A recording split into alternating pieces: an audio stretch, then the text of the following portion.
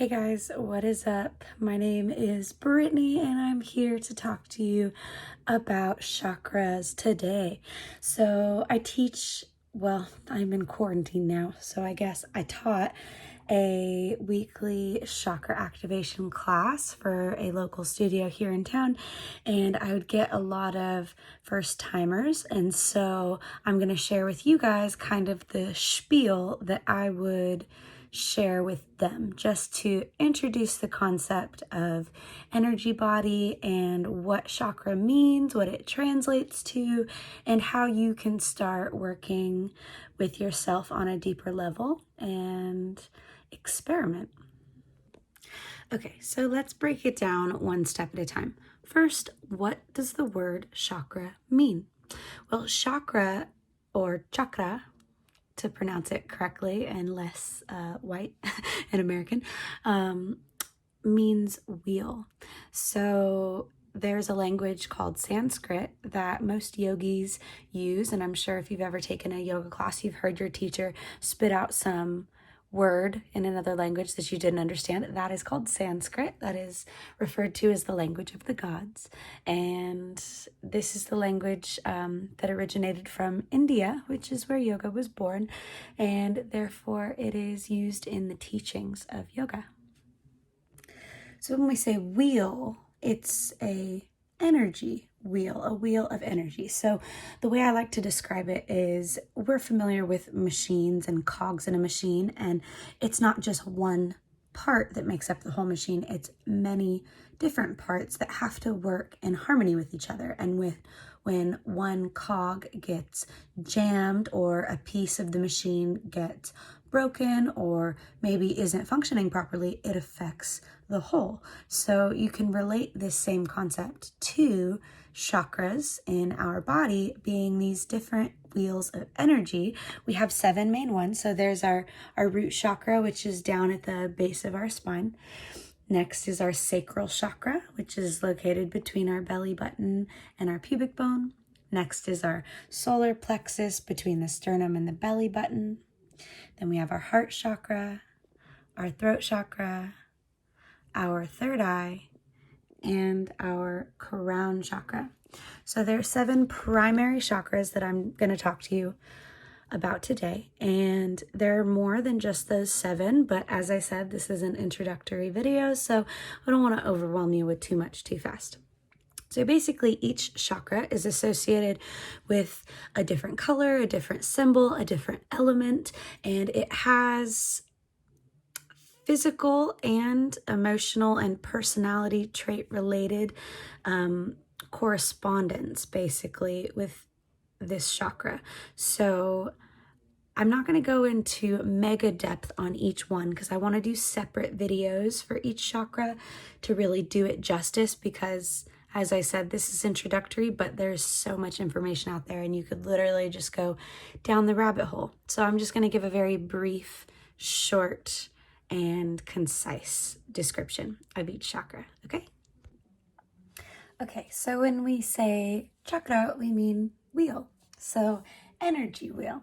So if we're continuing with Sanskrit, I would say my Muladhara chakra, my root chakra, or my Svadhisthana chakra, my Manipura, the German came in, oh no, not mine, my Anahata chakra, my Vishuddha, my Ajna, my Sahasrara. So 7 chakras, 7 different locations connected with the physical body, and 7 different, this is an interesting way of describing this. I'm going to edit this out. 7 different, almost like energy files. Okay, anyway, moving on. So I'm going to break down like a very brief description of what each chakra kind of has to do with so that you can connect with it and make a little bit more sense. Sorry, these glasses have so much glare. And yeah, so if someone says blah, blah, blah chakra, you'll go, oh, okay, I kind of remember what that was about. And now I know what's going on and I'm not completely lost and confused. Okay, so now that we know that, a chakra means wheel, well, what significance does that have to me now? Now that I know that, well, the goal is just like a machine and the cogs that work together. We have all these different wheels and they can be overactive or they can be underactive or blocked. And the goal is to find balance within each energetic center so that they harmonize and function together at optimal function. So think of like a highway of energy, and if a chakra is perhaps underactive and a little bit dimmed, it would be like there being a pileup on the freeway or like there being road construction. And so it just slows things down so that it can't function at its maximum efficiency, and you experience the repercussions of that in physical manifestations, feeling a little bit ill, feeling stiff, feeling anxious, feeling all the things. There's so many different specific scenarios that could come out of this. But so our goal is to find balance. It's always about finding balance and finding harmony. Okay, so we're going to start with our root chakra. I'm going to use this little guy as an example of a body. Okay, so root chakra is down here at the base of the spine. Technically it's like where your taint is, but so the very, very bottom, right? So this is your root. This is associated with the color red and the element of earth.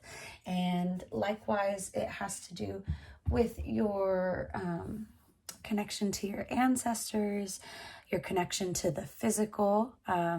So oftentimes when we work with the root chakra, we talk about being grounded and really focusing on the physical aspect of living. So the roots quite literally kind of keep us anchored to the physical.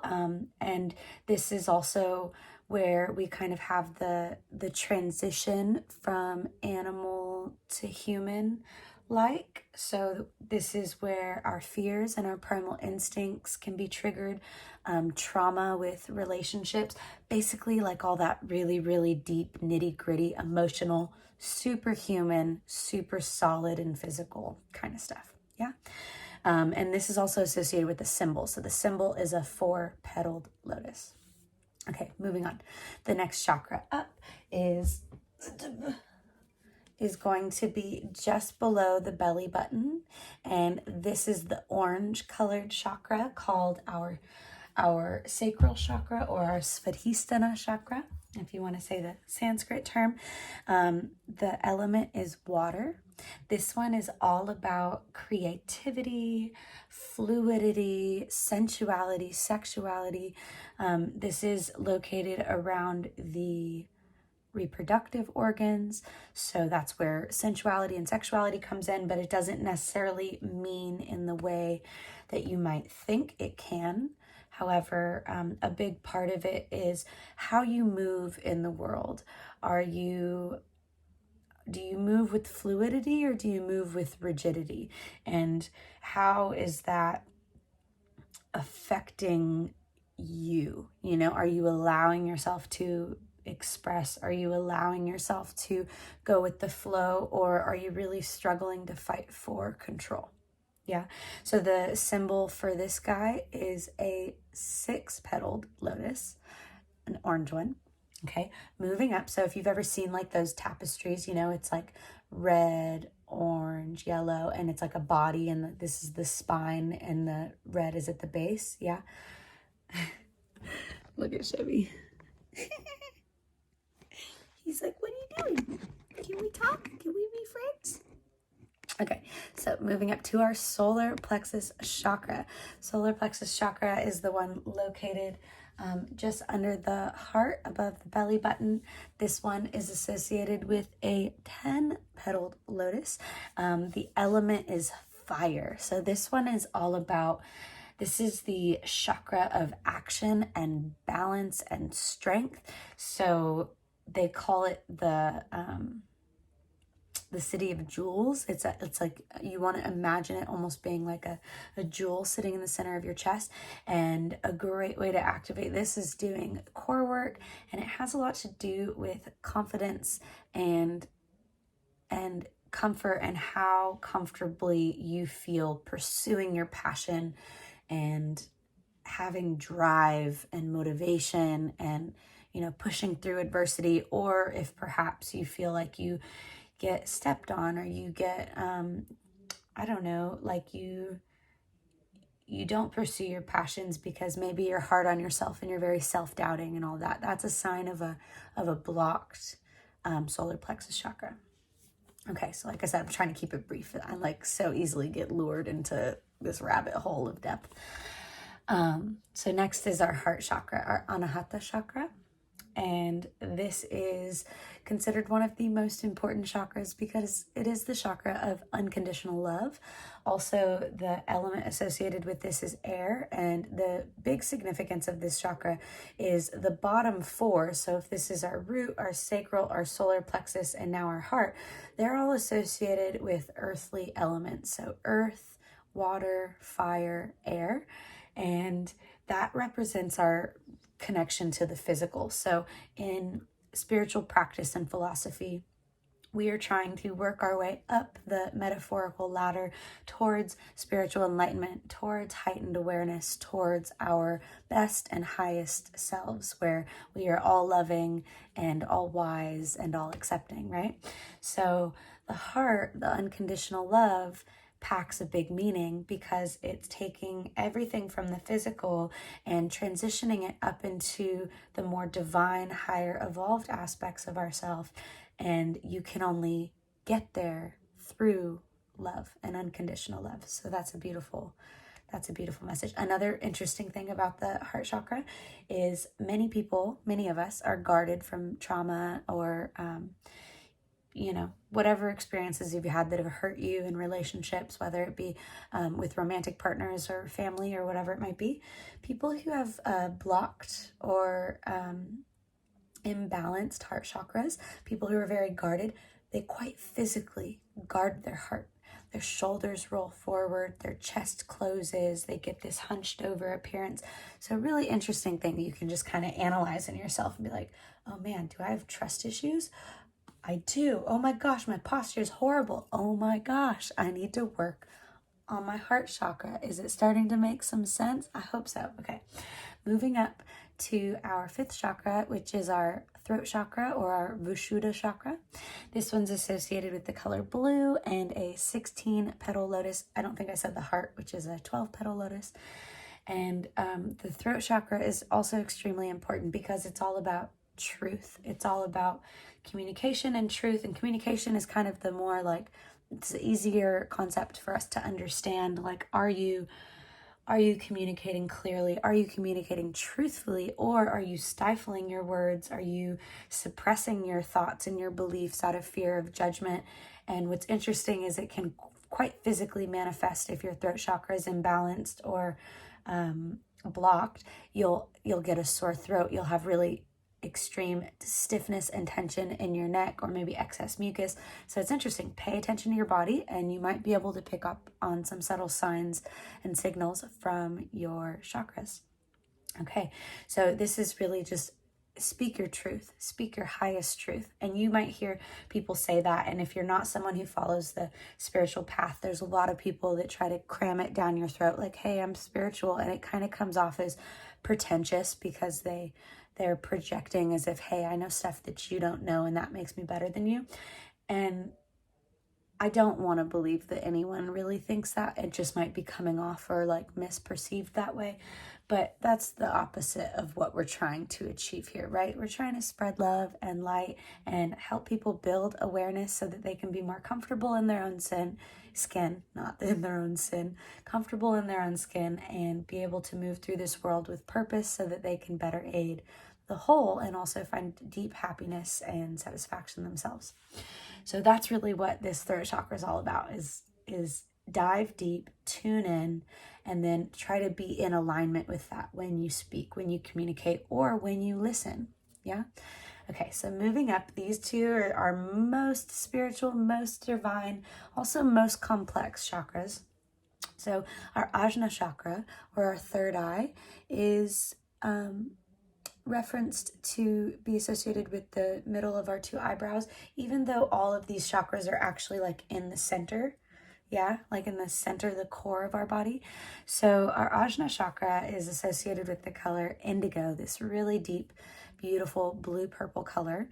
The symbol is a 2-petal lotus. And now that we're getting into the throat, the third eye, and the crown, the element that they're associated with is ether or space. So no longer earthly elements, but it's almost like if you've heard of dark matter, all the space in between that we can measure but we can't see, think of it referring to this. So our Ajna chakra is the chakra of intuition. So this is where your deepest wisdom is. And when we adopt the mindset of spiritual philosophy, one of the largest concepts is that we already have the deepest wisdom and the connection to our highest self within us. We just have to remember through the process of reincarnation, we slowly forget from the time we're a baby as we grow up what had happened in our previous lives, but it doesn't mean that information isn't deep within our mind, deep within our energetic psyche. We can tap into and access it, but it takes becoming aligned with your true self, being open and honest and learning and experimenting with how to connect deeper and learn from yourself. So Ajna, our third eye, is connecting with other people, connecting with the world around us, the unity conscious, recognizing and bringing awareness to the fact that we are a part of a larger organism, of a larger grid of people, and we all affect each other with our own vibrations, with our own energy. And by just acknowledging and recognizing those connections, it gives you wisdom and more power to manifest within this world. All right, sorry, I'm getting longer in my descriptions as I go on. I just get passionate, y'all. Okay. And then the very last one is our crown chakra, our Sahasrara. I love seeing like trippy psychedelic artists where they draw like a giant eye looking upwards from the top of the head. But this chakra is associated with the color white, or sometimes violet, a purple color, kind of like this color in my hair that's hiding under the white. And this is our connection to the divine. This is our direct link. When we meditate, they always say to keep the spine tall, and it's literally with the belief that we are bringing energy down into the top of our head, and that this energy is then coming down through our pranic tube, or our inner column of energy, and dispersing throughout the chakras, coming down into the earth, and any excess energy goes into the ground. So this is really just connecting with your highest self, your connection with God or source or the universe, or whatever terminology you resonate with, Jesus, whatever it is. They're all valid, and we really are all talking about the same thing. We just have our own way of describing it in our own cultures that have specifics, So we number the chakras from root chakra being 1, sacral chakra being 2, solar plexus 3, heart chakra 4, throat chakra 5, ajna chakra 6, and then lastly our crown chakra is number 7. So thank you so much for listening to me rant on forever about these chakras. I probably do it a little bit faster when I'm in a yoga class because we're trying to get to the movement.